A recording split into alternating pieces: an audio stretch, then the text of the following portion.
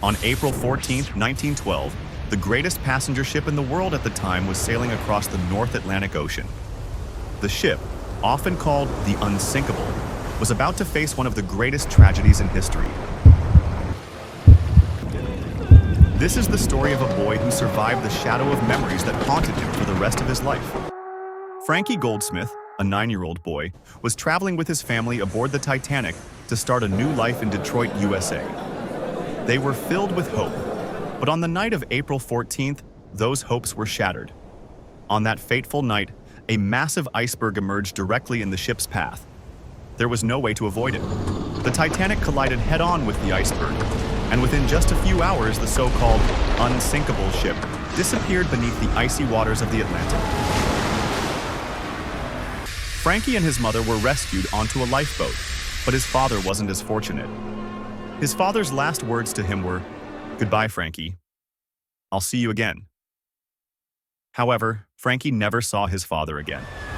Frankie recounted that the screams of the people drowning were the most terrifying sounds he had ever heard. And as those screams gradually faded, there was only an icy silence left, an eerie stillness, like death creeping ever closer.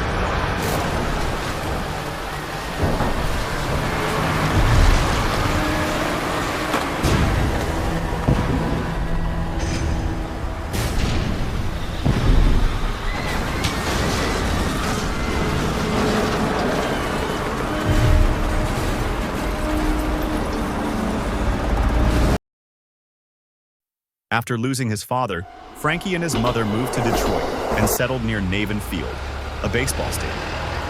However, for Frankie, the stadium became a place of dread. Every time he heard the cheers from the crowd, it reminded him of the screams from that fateful night. The cheers of the crowd at the baseball stadium reminded Frankie of the desperate cries of people struggling to survive that night. Those haunting sounds were etched deep into his mind, and every time he heard shouting or cheering, it felt like he was being forced to relive the terrifying memories he could never forget. The trauma was so overwhelming that he couldn't bring himself to attend a game at the stadium, even though it was just steps away from where he lived.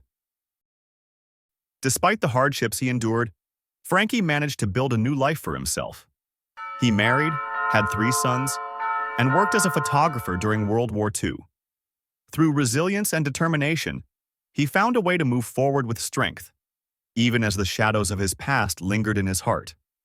In 1982, Frankie passed away in Florida. Honoring his final wish, his ashes were scattered at the site where the Titanic had sunk, allowing him to be reunited with his father once more.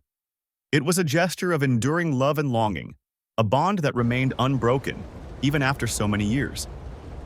From one of the greatest tragedies in history to a story of love and loss, some things never fade from the heart.